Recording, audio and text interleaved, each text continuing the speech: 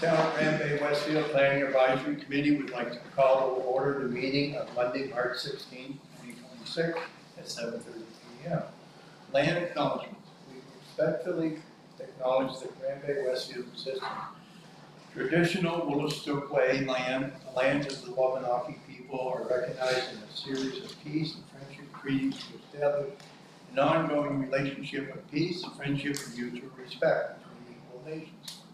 The river that runs by our town, Woolastook, along with the Woolastook people of the beautiful and bountiful river, we, the staff and elected representatives, pay respect to the elders, past and present, and descendants of this land. Chairman's remarks this evening.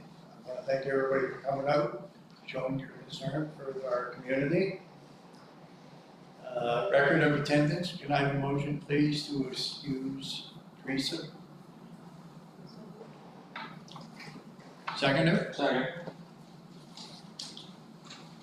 Agenda approval. Can I have a motion to approve the agenda as presented and amend the April meeting to April 20th and the meeting of March 16th, 2026? So moved.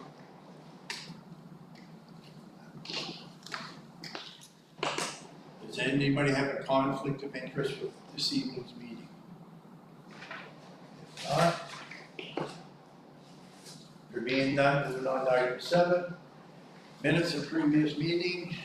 Can I have a motion to accept as presented the PAC meeting minutes of February 3rd, 2026? So moved. Seconded. Second. 7B, email poll reschedule meeting of March 2nd, 2026, March 16th, 2026. Can I have a motion to ratify the email poll reschedule meeting of March 2nd, 2026, March 16th, 2026? Second. Thank you. New business. 8A, temporary use, commercial recreation, EID 3034448 and 30338933. And at this time, I'll let the development officer, Vanessa Pollard, speak to the item first. Thank you, Mr. Chair. Committee members. I just want to quickly summarize the item that you've received in your package that we're looking at tonight. It's for temporary use approval for a seasonal RV and cottage rental. A little bit of background: the applicant is requesting approval for temporary use to operate a seasonal recreational tourism operation known as Robin Hood Lake Off-Grid Adventure.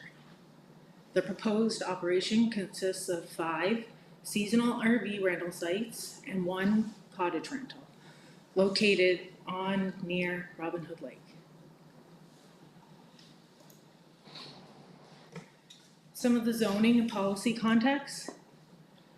So the rural provision of the municipal plan describes these areas as undeveloped and unserviced lands that do not have any public infrastructure. So the plan acknowledges the extensive recreation opportunities in these rural areas, particularly around waterways. And there are no policies in place that would prevent the proposed use from being considered. The property is currently zoned rural resource under the town's zoning bylaw. The proposed operation falls under the definition of commercial recreation, which is campsite rental, RV parking, tourist cabin and cottage rental, and other outdoor recreational activities. Commercial recreation is not permitted within the rural resource zone. However, Section 213.3 of the zoning bylaw permits Planning Advisory Committee to authorize a temporary use approval to allow the property to operate as commercial recreation for a period of 1 year. bit about the property and where it's located. So the applicant owns 2 parcels. It totals approximately 254 acres, and as you can see, it's rurally located from the town. Next, site access. So access to the property is provided via a private road connecting from Nericus Road and also through provincially owned access roads along Route 7 as indicated by the red line in the image. Next, we have the environmental considerations. So the subject property is located within the Musquash Watershed Protected Area, which forms part of the province's watershed protection program. Given that the subject lands are located within the Musquash watershed, any activities occurring on the property must comply with the applicable provincial watershed protection regulations. Environmental concerns are the responsibility of the Department of Environment, and to date, the applicant has obtained the required provincial approvals for the work that he has undertaken. Next, we look to some other provincial, Department of Environment and DTI, we look to them for their comments. So the Department of Environment and Local Government staff had indicated that the proponent had previously contacted the department in 2024 to inquire about whether or not a permit would be required to establish this seasonal RV on the property. Ooh. At that time, a wetland biologist advised that a watercourse and wetland alteration permit is only required for specific work that is within 30 meters of the water/wetlands. And again, there's an image there showing what that is. If there's no alterations occurring within the regulated buffer areas, the department indicated that the watercourse and wetland alteration branch had no current concerns with the proposal. Additionally, DTI indicated that it does not have any objections to the public use of the access roads along Route 7 being used for this purpose.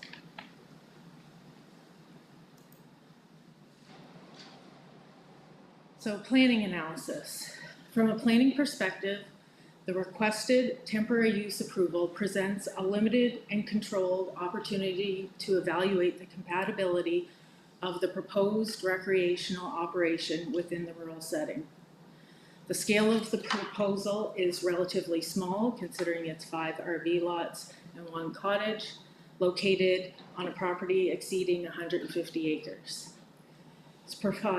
It provides substantial separation from neighboring lands, which would minimize potential impacts related to traffic and noise. Additionally, the operation is seasonal in nature and it does not involve the construction of any new permanent buildings, which further limits long-term land use impacts. A temporary approval allows the municipality to monitor the operation and assess whether the use functions in a manner consistent with the rural character of the area before considering any permanent zoning changes. Do members have any questions? Yep. Drinking water services basically to these 5 lots. Mm-hmm. Is that are they going to be on a holding tank, or are they going to have, like, what's the? It is an approved holding tank system. It won't be wells. Right. Yep. Sewage would be also a holding tank, is it? Am I able to ask Joseph? I just asked you that. Why don't we let the applicant? Yeah, we will let the applicant speak to Take that, the podium. because he can actually tell you in more detail. Okay? Anything else?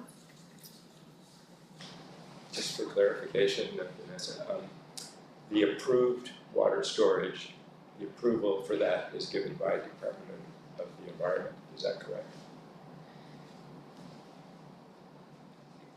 It's important to know what is the governing entity that approves that water site, It is provincial, provincial yes. ELG?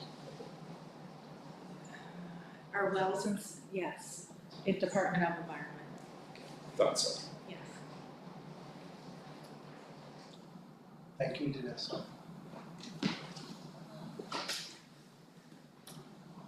All right, can we have the applicant, Joseph O'Donnell, come to the podium, please, and I believe some questions that people like to ask you.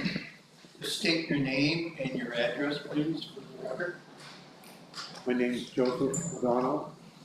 In the wintertime, I live at Fredericton, 15 Spruce Terrace, but in the summertime, I'm mainly at Robin Hood Lake. Robin Hood Lake has been an important part of my family's life for generations, and caring for it has always been a responsibility that we take seriously. Good evening, members of the Planning Advisory Committee and the public. Thank you for the opportunity to speak this evening about the Robin Hood Lake Off-Grid Adventures project. I appreciate the responsibility the committee has in carefully reviewing projects like this and ensuring they align with the municipality's long-term planning goals. I'd like to begin by providing a bit of a background and then show you where the project is today. I have many fond memories of Robin Hood Lake growing up as a child. Our family spent many wonderful years there in the past. And I'm one of several generational family members who have enjoyed the lake since it was established by our forefathers in the early 1870s. From a young age, I understood the importance of being a responsible steward of the lake. And that commitment continues with me today. About 25 years ago, I had the opportunity to purchase a piece of land of 200 acres that butts up with our original cottage property. At that time, I developed a vision. That vision was that someday I'd like to be able to share this land, a special piece of property, with like-minded individuals who appreciated the outdoors and enjoyed nature. Over the past 25 years, I've worked hard to turn that vision into reality. This consisted of managing my woodlot to a formal woodlot management program, and for commissioning a wetland delineation study to identify wetlands and the appropriate environmental sensitive areas and those areas that could be developed, and those areas that took extra protection for the sensitive areas. For the most part, other landowners in the area have provided and taken really good care of their land, and they have good resource environmental protections in place. Any infrastructure development must be done carefully and protect the environment and preserve the natural character of the lake. There are approximately 2,500 lakes in the province of New Brunswick. There's only a handful of those lakes that are considered safe for drinking water sources. And of those, most of them have to be treated. Robin Hood Lake is a small part of that. One of the lakes that are considered drinking water source available. So it takes extra responsible stewardship to look after that and to consider that in all your work. So as we heard here tonight, road work was completed in the 23-24 time period to connect the site to the Niarka Island. Last year in 2025, 2 septic systems, 2 wells, an 18 kilowatt solar system to provide power for the sites were installed. 3 additional septic installations will be required for the RV sites in early 2026, pending rezoning application approval. As always, careful consideration will be given to minimize any potential impact to the environment. as the necessary environmental approval has already been obtained, subject to the final inspection. This is not expected to be a problem, as I've been an active participant in environmental discussions and planning related to this property. Environmental protection is everyone's responsibility, and it must be shared by all parties connected to the watershed, and all parties must be held to the same standard. The impact on fellow cottagers is expected to be minimal, as the rezoning application is only for 4 new RV lots, and the existing cottage, which has been in place for the last 6 to 7 years, in our personal trailer. All sites are located at least 75 meters from the shoreline, and each site is well treated. No site is visible from the lake, and the closest site is approximately 150 meters from the nearest cottage.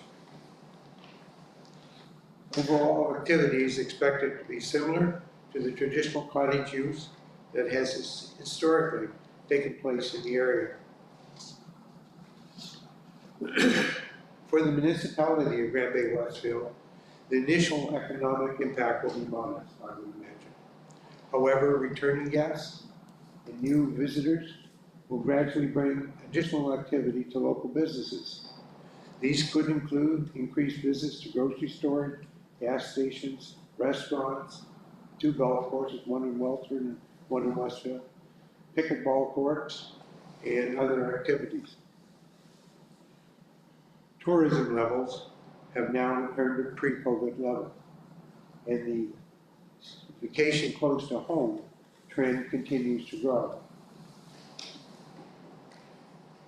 The nearby city of St. John and the surrounding areas could also see increased visitors as a result. This project reflects many years of careful planning and environmental study and stewardship of the land. And my goal remains the same, to create a small-scale, carefully managed retreat, not a large-scale RV site, but a carefully managed retreat that protects the character of the lake while allowing others to participate and to appreciate the natural beauty of Robinson Lake. I appreciate the work that this committee does on behalf of the community, and I remain committed to working with the municipality to ensure the project continues to meet all environmental and planning expectations. I respectfully ask for your support to allow this vision to move forward. And I appreciate your time and thoughtful consideration you've given to projects like this. Thank you for your time this evening. Thank you. Any questions from the committee, Mr. O'Donnell? Do you prefer to be called Joseph or Joe? My mom always called me Joe, but if I was late for supper, it was Joseph, so whichever. Okay. So if I heard you right, you said you put in 2 septic tanks, Yes. and so those are for the 4, the two trailers will share 1 septic tank, is that the idea, or? No, there's 2 septic fields in.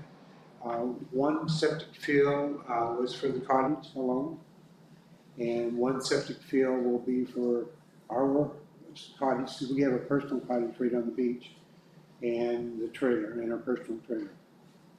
So then the rental trailer, the trailers that are renting the lots, they'll have I'm sorry, I'm getting. That's okay, so the trailers that you're gonna rent the lots to, Yes, they'll contain their own stuff, they'll have to have it pumped and that's all that correct. stuff. It'll be cement holding tanks, cement leaching fields, and yeah, they are not in yet. This is what I'm the stage that I'm at now. If planning, PAC approves the rezoning, temporary rezoning, then I'll move ahead and put those septic systems in. They're also ready to be installed now. And they're serviced with a well as well, they'll have water, access to water? Yeah, so the 2 wells that are on the property will service my cottage, the trailer, and the other rental cottage. What we propose to do for the RV sites is to have a 1,000-liter tote that's safe water certified, and we'll fill out of the drilled well and have them on site, and the other 1,000-liter tote will be on a small trailer that I'll fill up out of the well and then move that over to the stationary 1,000-liter.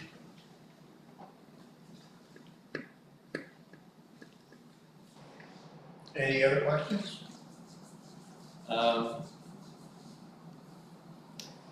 On your water, you were saying you're gonna have totes for some of the RVs, right? Yes. And you're gonna, that's drinking water or just surface water? No, that's drinking water. Okay. So you have some system of testing that? Yes, the water out of the 2 wells has been tested already. Okay. So that is the water that's going to be filling the totes. All right. Is there anybody in the audience that would like to ask Mr. O'Donnell a few questions? I would like to get up and, and leave my concerns, if it's okay with the committee. Oh, yes, definitely. I still also have questions here, if that's okay, or would we? No, you go right ahead. Okay. Thank you for your presentation, and I appreciate that you're long-running and proud steward. Sorry, my voice doesn't carry always so well. Would you please explain what shoreline buffer protection or environmental safeguards are expected to ensure the recreational use doesn't negatively impact the lake over time?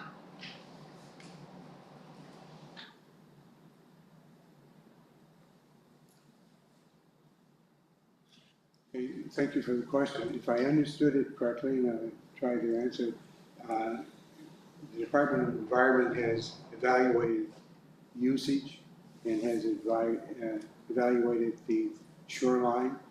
The shoreline is rugged, if you want, with good-sized rocks that hold the shoreline into place, and they don't envision usage will be not high volume, so it should not have any impact upon the shoreline at all. Each site has a deck that is close to the water, that back off the water.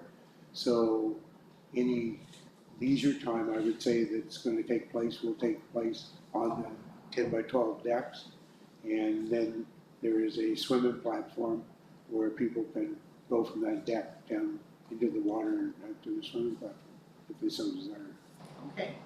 I appreciate the intention of encouraging tourism to the area. It's nice to hear that we're back to pre-COVID. Would you please outline the limits that you plan on placing on the amount of guests that can come in per site? Yeah, I wish I had brought that whole list. It's as long as your quiet time is from 10 o'clock to 7 o'clock every night. The number of guests without permission from the landowner, from me, it's restricted to the number of guests that would be in an RV or trailer. Nobody that's not registered will be allowed on site. There's gates on the roadway in, so it's easily controlled. Very good.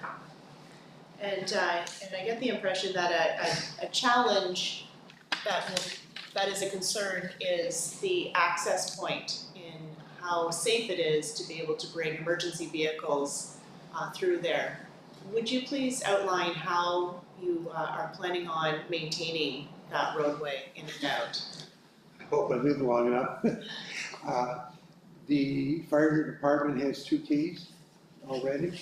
The ambulance has a key to the gate off of 583 Narrapus Road.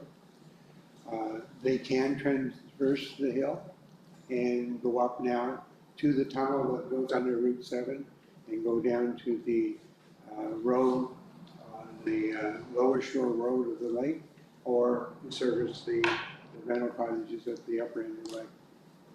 Should be no problem with that whatsoever. Thank you for clarifying that. Thank you very well. Any other questions? No more questions? I have one, or a couple, I guess, now that, are you gonna allow any boating from your sites? Jet skis?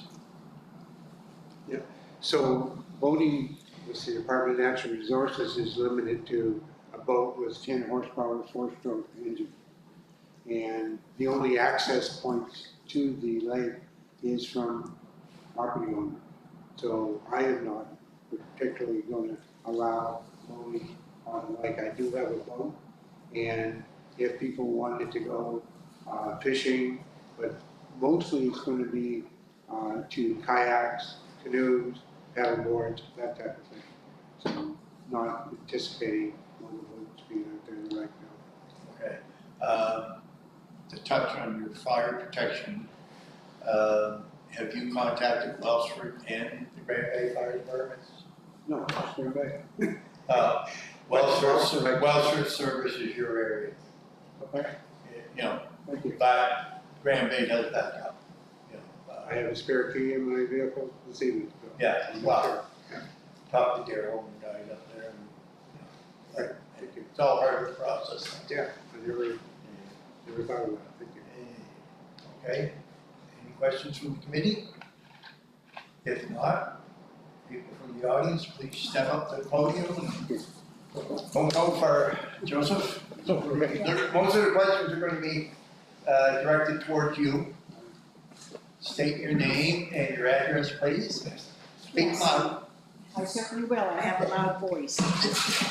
My name is Emery Sewell. My husband Ryan and I have been living on Robin Hood Lake since 2006. And my family has a lot of history there also, because it's generation and generation. We built our camp off-grid.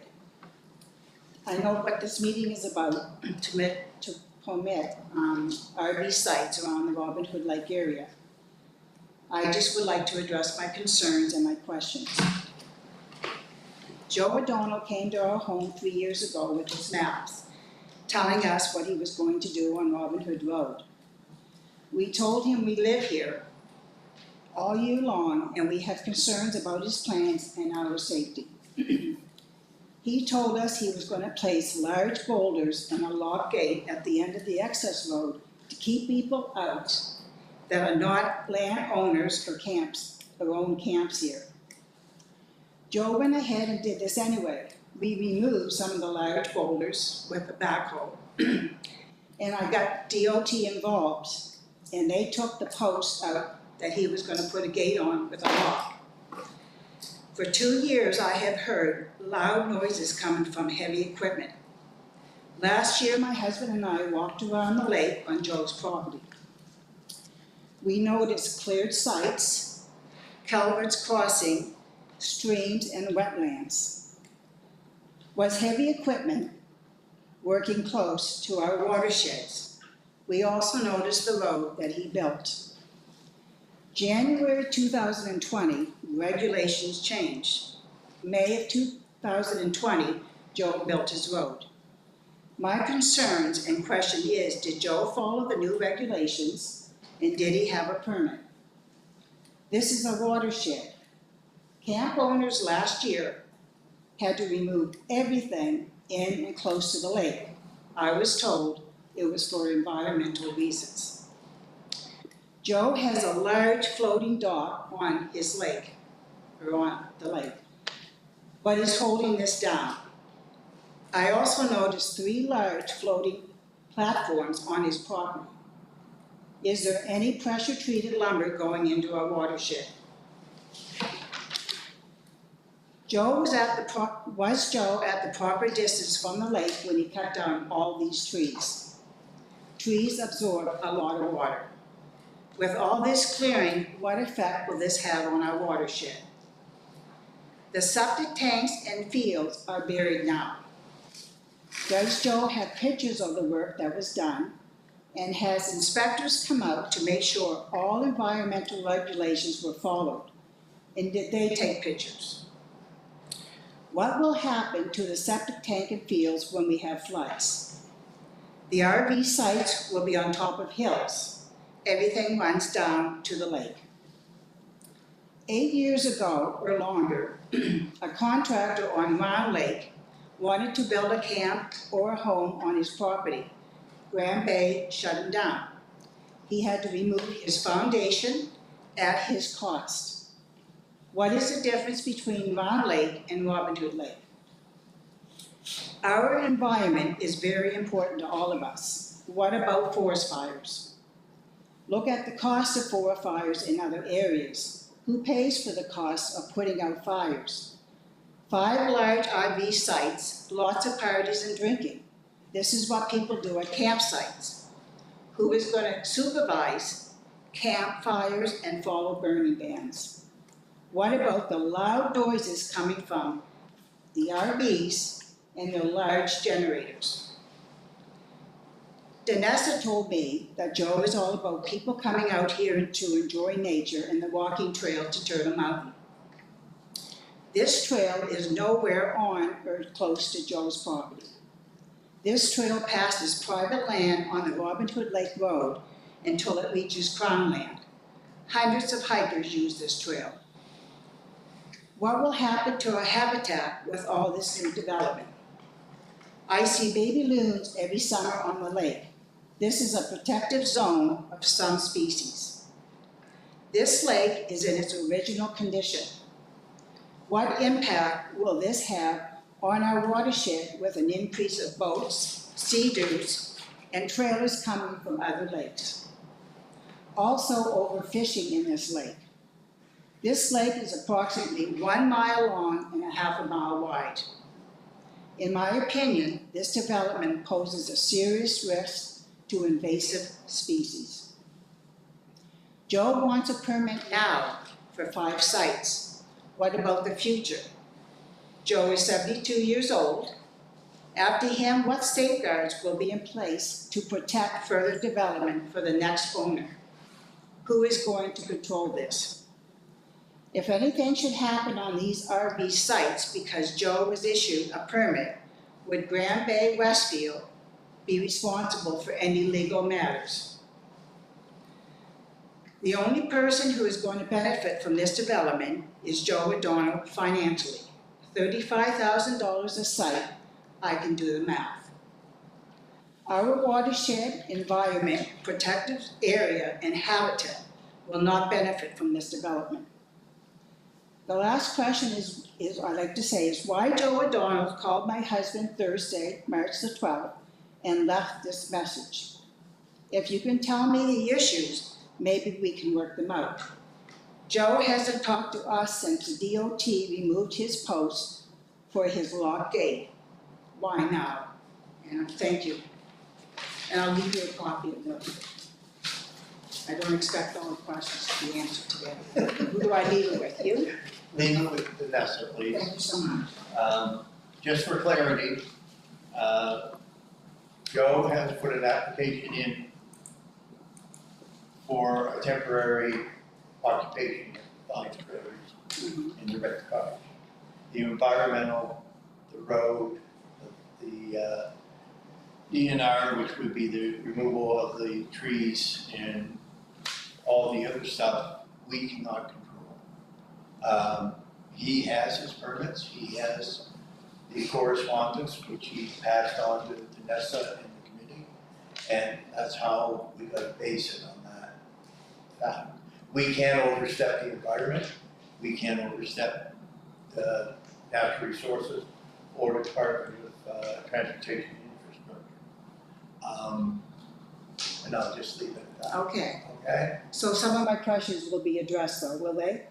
Pictures and, you know, we don't know what's going on up there. We have a right to know, we live there also. I'm worried about the noise. I mean, I know what he's saying, you know, he wants what he wants to do, but what about all the camp owners that pay taxes up there? I mean. We just want a good neighbor. We want a good neighbor, that's what we want. Quiet, that's why people go out there. I've met hundreds of people that hike that Turtle Mountain Trail, wonderful people. And I'm sure they don't want things to be out of hand, so that's all I'm asking for. Yeah, especially since you lost the bridge.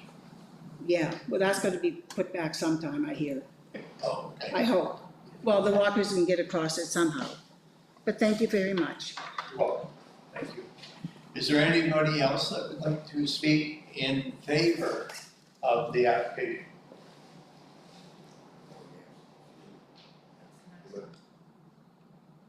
is there anybody else that would like to speak in favor of the application? I have to ask 3 times, Bob. And is there anybody else that would like to speak in favor of the application? If not, is there anybody that would like to speak in opposition of the application? If so, come to the podium and state your name and address and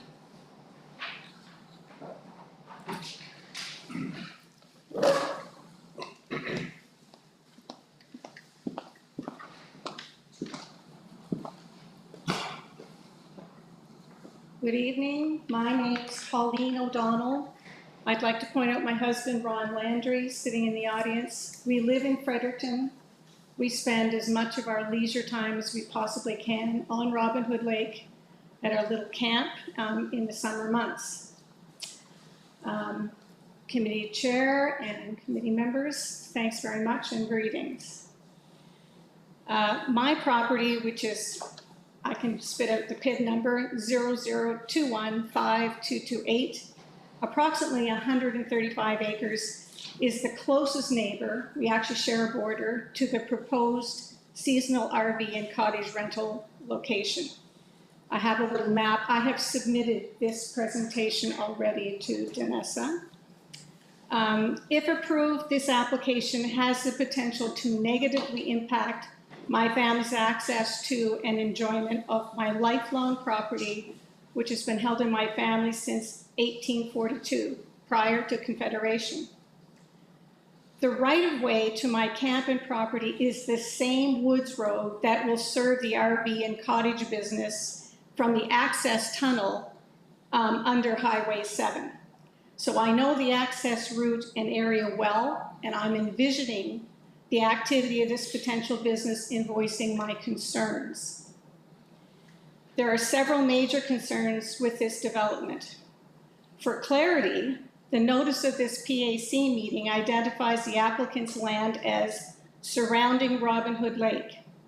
In actual fact, the lands surrounding the lake are owned by the province, DNR, myself, as well as the applicant. The applicant owns the leased lake frontage. The due process of this development and application seems to be out of sequence to me. In my own design business, I have represented many clients' projects to a PAC, and it was always done as a conceptual plan on paper first, then developed and constructed if approval was granted. The infrastructure for this proposed project has already been developed, and the business has been marketed to the general public. Given the seasonal-only nature of the proposal, the opportunity and timing for review given access is problematic. It's pretty snowy out there right now. Surely more time should be allowed for all interested parties and neighboring property owners to this critical watershed area to provide input and for an actual site review by PAC, DELG, and DNR. Robin Hood Lake is a protected area of Crown lands and watershed. The custodians of this area, DNR and the DELG, should be at the table in partnership with the municipality and prior to the review of any plan for development and business operation in this area. DTI may also have oversight as it owns the roads being used on either side of Highway 7 that this business will use to access the site. We have observed the building and installation of infrastructure and other activity that appears contrary to regulations of the Watershed Protected Area Designation Order of the Clean Water Act. Drilled wells in very close proximity to the lake, wood and concrete anchors for buoys installed within the lake, wood docks and decks constructed on the shore of the lake. It is the jurisdiction and the responsibility of the province to protect this area and enforce laws, regulations, permits, and licenses. Damage to this watershed could be catastrophic, so due diligence is vital.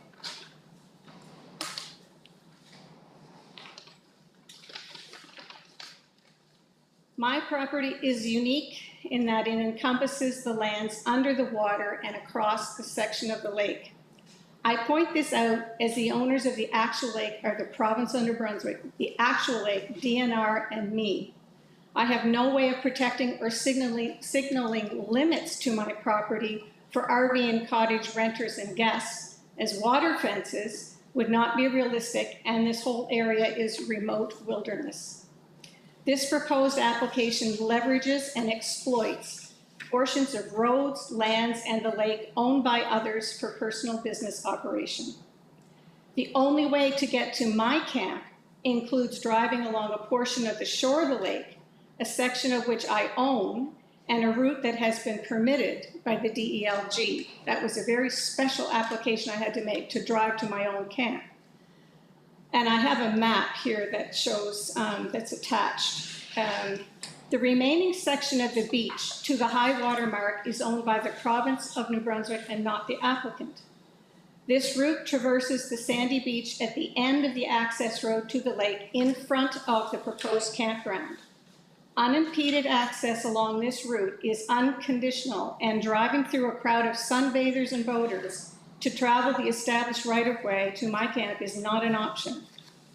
There is only one way in and the same route to exit, and that is following a single-lane woods road that is expected to handle two-way traffic.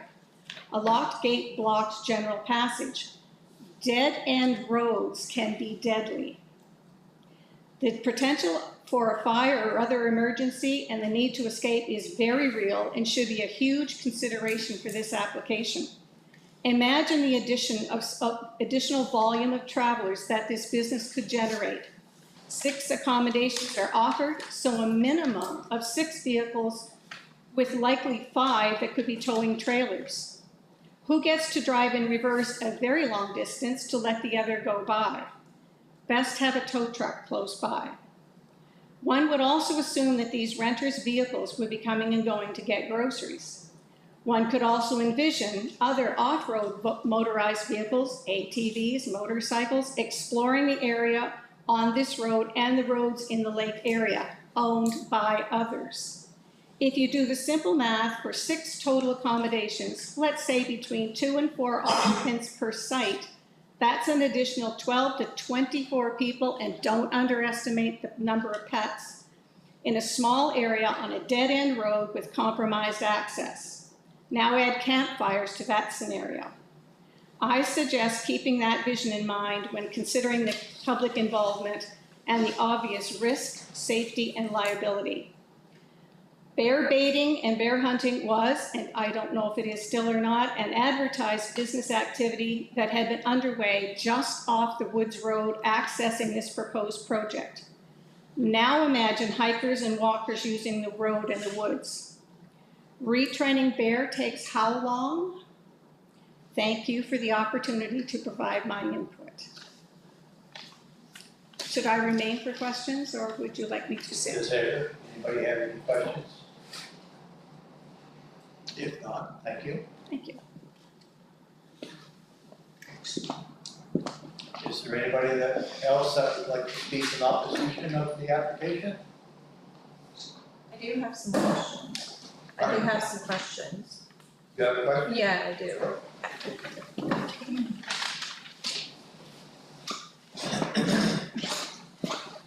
My name is Tracy Sewell, and I'm the daughter of Brian and Anne Marie Sewell. My big concern is safety too, really, out in that way. I know there's been a few fires already along that main road out towards the camp. And in November of 2024, the family camp had burnt down, and I know that the fire department in Grand Bay had a struggle getting in there, getting their water tanker in there. So if you could imagine that many more people out there who's policing the cigarette butts and during the no fire ban, you might be able to prevent fires, but what about the walkers that aren't super healthy out there? Doesn't take much in a dry spell to cause a fire, and I want to know, has the fire department, how many water tankers do they have? You guys would know? We have 3. You have 3. And how often do you try to get a water tanker in there since those fires in 2024, November approximately? The fire chief. And usually what they do, they bring the fire trucks in, they set up a pool, and they have a pumper truck, and they pump from that pool to. That fire was significant, and I believe it took, and it was on the news, 5.5 hours to put that out. For one small fire for a family camp that had been there for quite some time, it caused significant damage. There was another fire out there too. I'm just wondering how quickly they could get out there to prevent that whole section of forest to burn down in a matter of how long would it take around out there? How long would it take to get a water tanker out there? It varies.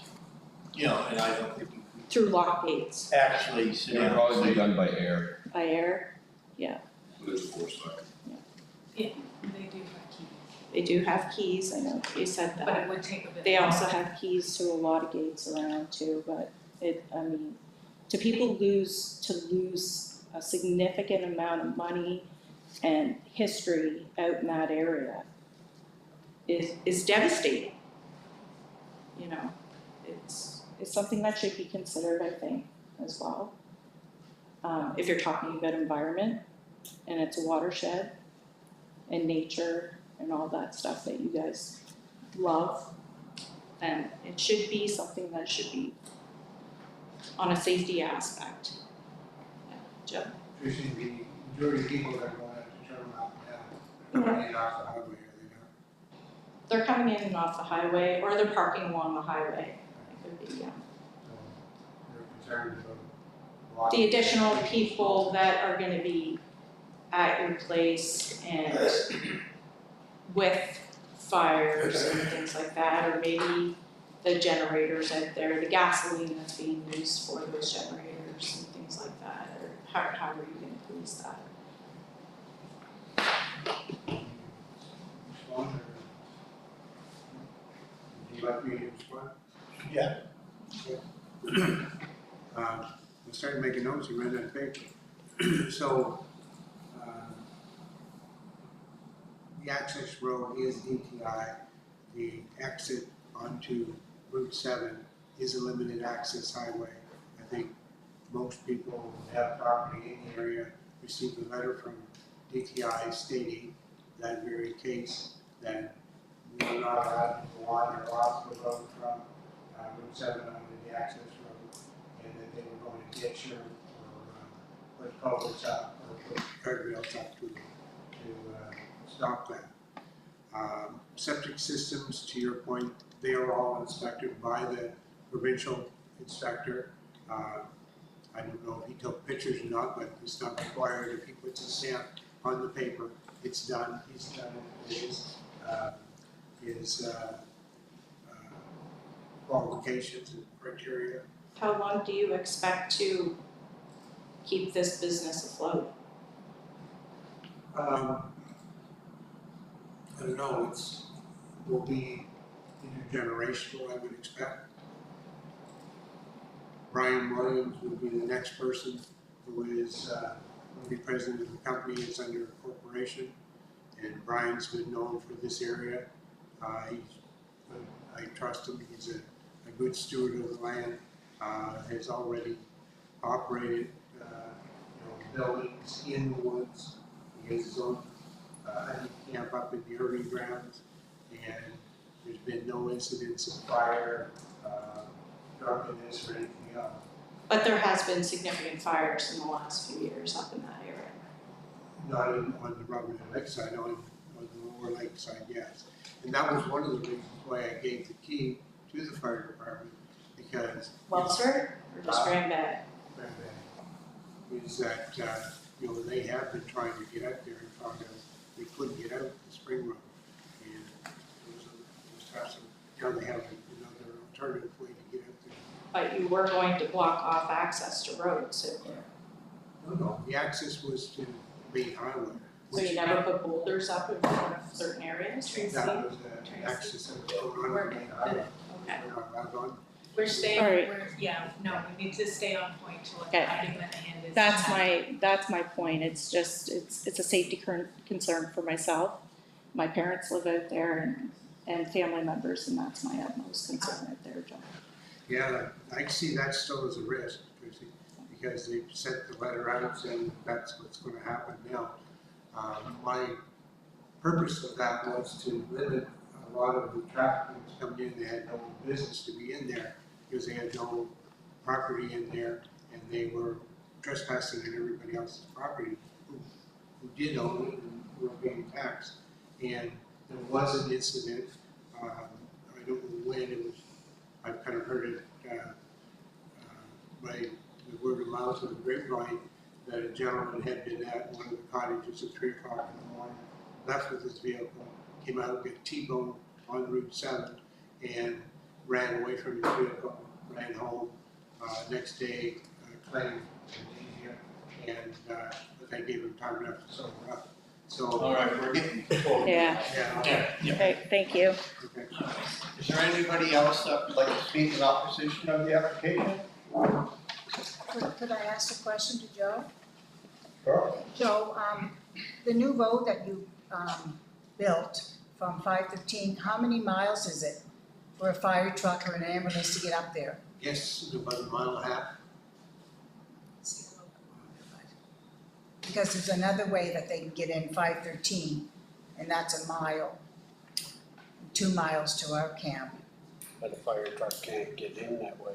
It's kind of immaterial, I guess, for. No, I thought your road, we had driven on your road a few years ago, and a lot of drop-off areas, like if a fire truck, an ambulance or anything, if there's any kind of bad conditions, like I have a concern about that road.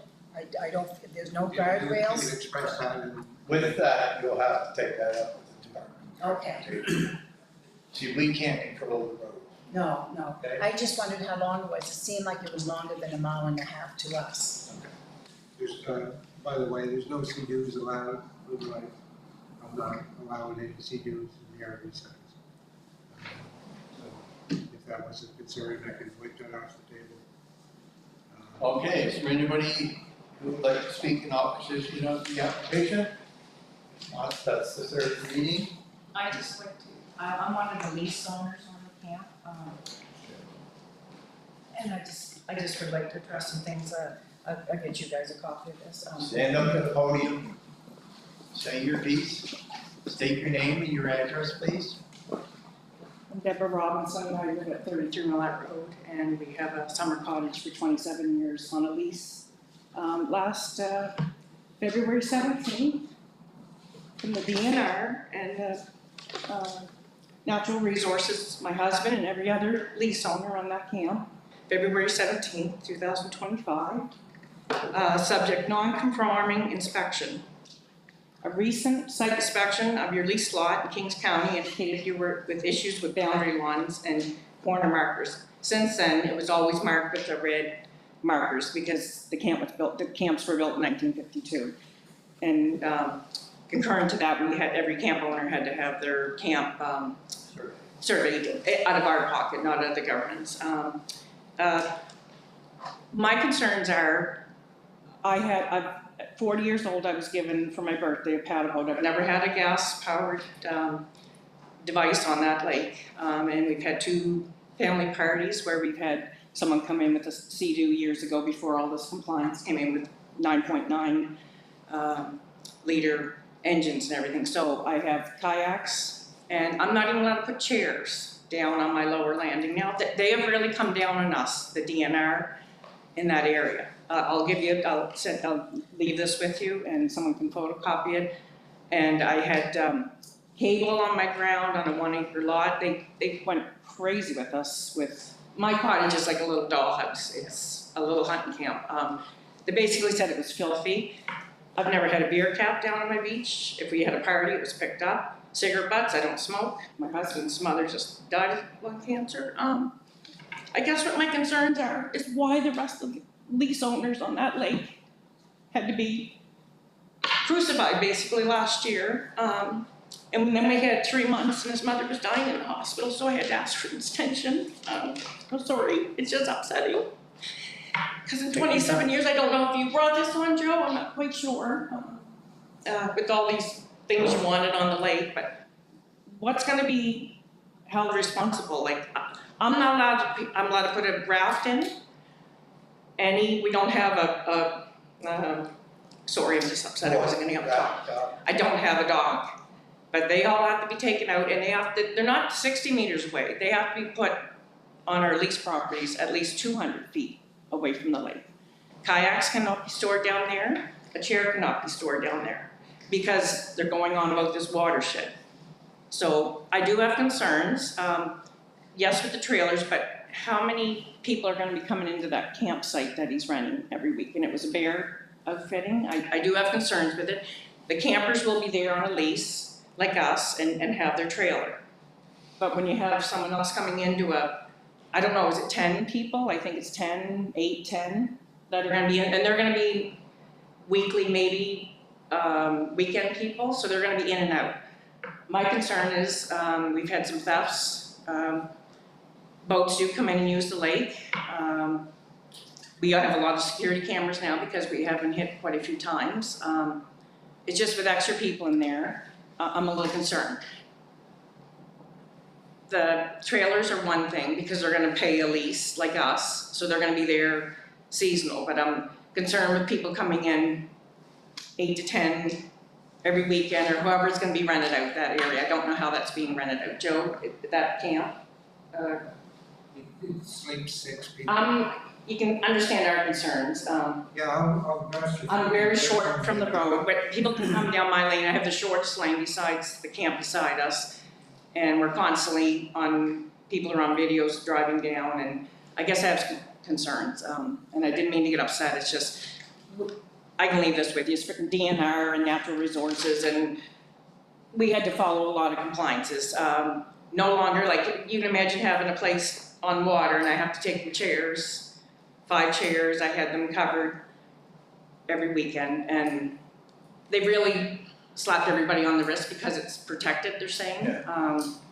That's my concern. I don't wanna start any trouble with anybody, it's just, we were all slapped on the wrist and it's all dated here, and if you want a copy of it, there's like 8 people here. But anyways, that's my concern, I'm just sorry for taking your time tonight, No, you got upset. that's why you're here. No, I can't even leave a chair down below now, I have to, every weekend when I'm done, take that up top. We have to follow rules, what rules are in place, I guess. We're leases out there and I've been there for 27 years. I guess I just have some questions. Thank you. Did you say you had a copy of that? Yeah, if you can scan it, and I have other copies too, that they sent us from home. If you don't mind, or you guys can have it. I just covered my niece number on the top, if you need it, take it. And I'll send you the other 8 pages that they sent me. They're really cracking down in there, supposedly. I know, I'm not talking to her. Yeah. I know what you're talking about. And my husband and I can always, I've never owned a boat. I don't want gasoline in the lake, that's just us.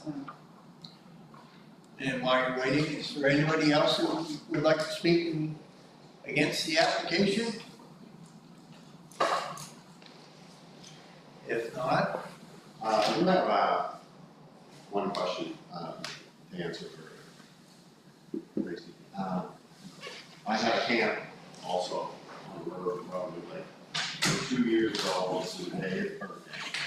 It's just, Okay, and it takes a fire department off the highway 2 hours from the time they're called to the time they arrived at my camp.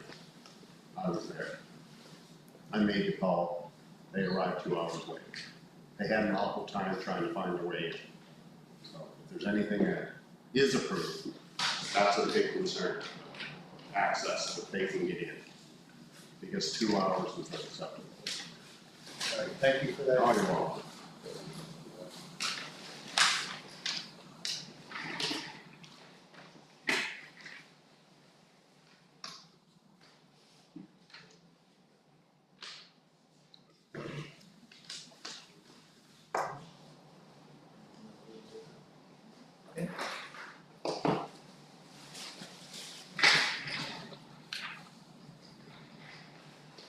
committee members. I believe you may have a lot of questions you want to ask or you want to know. We can table this motion to the next meeting. We can vote on it. If you're happy with all the answers and questions, I can proceed with the motion. I would just like to make a comment. I think that I really appreciate everybody coming here this evening and expressing your concerns that you had for the new business. I think that a lot of the concerns are related to various provincial departments such as the Department of Environment, Department of Transportation. And with a new business being installed on the lake, I think it'll bring more awareness for the fire department being able to ensure access there. And as many concerns that you raised about the government coming to the leasehold owners, I think that there will also be that many government departments coming to look at Joe O'Donnell's property as well to ensure compliance, especially during the first year. That was my only concern, I I think that he would be subject to the same scrutiny as every other leasehold owner in the community on Hood Lake. So I'd just like to add to that, that it's temporary, it's for a year, right? Well, we haven't made any No, motions yet, the proposal is for Yeah. 1 year, yes. and then would be looked at the end of that year, so. Yeah. Well, in a year's time, it's going to have to be, the area will have to be rezoned. He cannot apply again for a temporary permit to operate in 2027. But all these things that we talked about as far as compliance would have to be in place before any of that would be entertained. considered. Right. All right, I'll read the motion. The Planning Advisory Committee approve the temporary use application to permit a seasonal RV cottage rental operation on lands identified as PID 303444048, PID 30338933, owned by 713922 NB Limited, care of Joseph O'Donnell, for a period not exceeding 1 year, subject to the following conditions. Temporary approval shall expire 1 year from the date of approval. The operation shall be seasonal only, operating between May and October. The use shall conform to the site plan and drawings submitted with application. The application shall maintain a private access road to allow emergency vehicle access. Any maintenance work performed on the access road shall comply with requirements of the New Brunswick Department of Transportation and Infrastructure, including adherence to the PTI work area control, traffic control manual. The applicant shall consult with the New Brunswick Department of Transportation and Infrastructure to determine whether a highway usage and occupancy permit is required and obtain any required permits. The applicant shall obtain and maintain any approvals required by the New Brunswick Department of Environment, local government, including approvals related to Muskrat's water protected area. Should any infilling, soil disturbance, vegetation removal, or construction activities occur within 30 meters of a regulated water course or wetland, the applicant shall obtain a water course and wetland alteration of wall. Permit from the New Brunswick Department of Environment and local government prior to the undertaking of such activities. All water supply and sewage disposal systems shall comply with applicable provincial rules and regulations. No permanent buildings or structures shall be constructed as part of this temporary approval unless separate approvals are obtained from the town and any required provincial authorities. Any open air burning on the property shall comply with requirements of bylaw PS-002 respecting the Grand Bay-Westfield Volunteer Fire Rescue Department, including all provisions relating to open air burning, permit restrictions, and safety requirements administered by the Grand Bay-Westfield Volunteer Fire Rescue Department. And the temporary use shall cease at the end of the authorized period unless further approval is granted. I need a motion. Mr. Chair, we put the motion on the table for discussion. I would make that motion. Well, Second. motion, Yes, I move that motion. Second. okay, so we're just gonna take No, we're going to have questions and discuss it for a vote.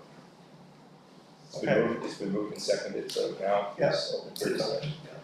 I'd like to start with Mr. Chair. Thank you, everybody, for coming and raising your concerns. I admire you coming to a situation like this.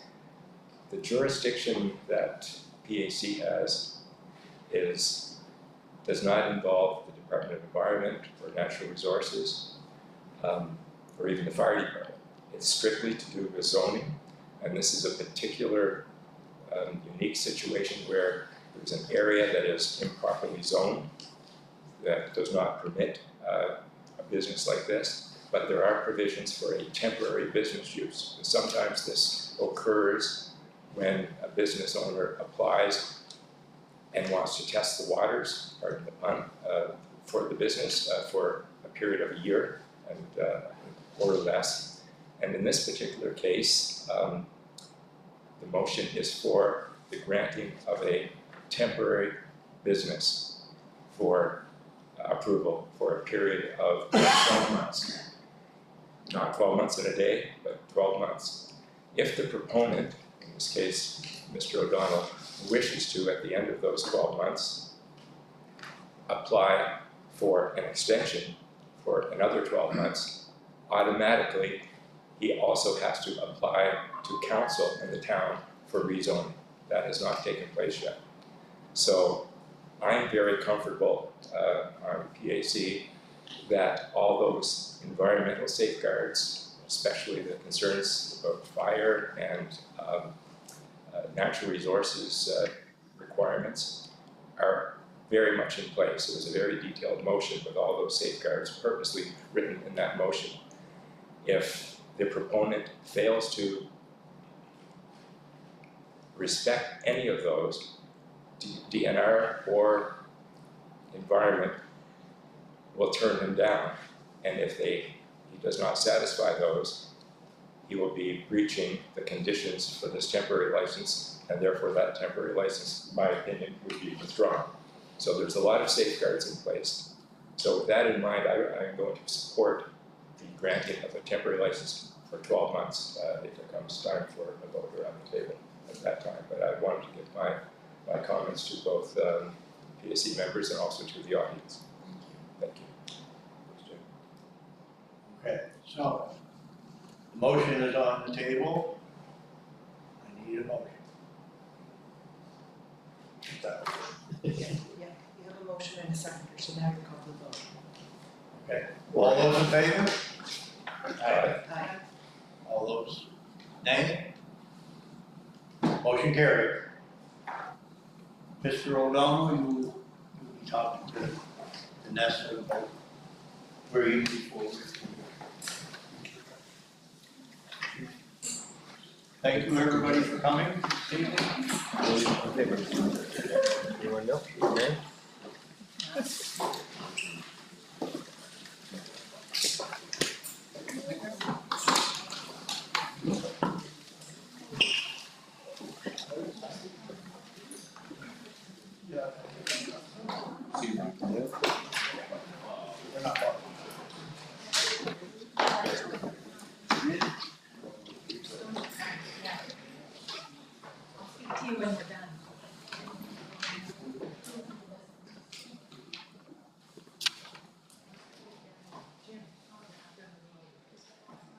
I am. No, you're not.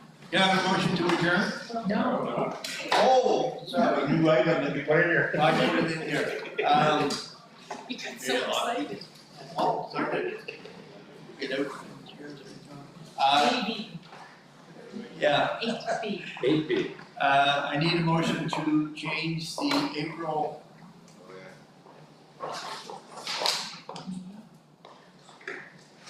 It's not on there. April's meeting to April 20th, 2026. So Second, Second. adjournment?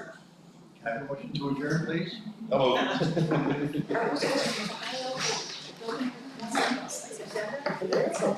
Most I've seen. I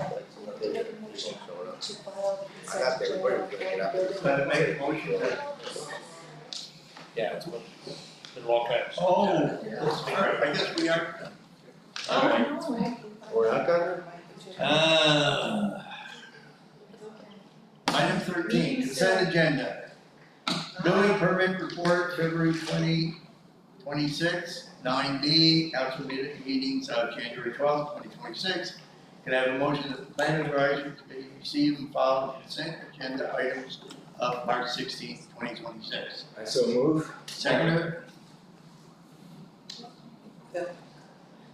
Now, who's second, Daryl? Bill. Bill? Okay. So are we done now? No, you tell me. You're in the big chair. I'm not doing a good job. 841. Huh? 841. 8:41?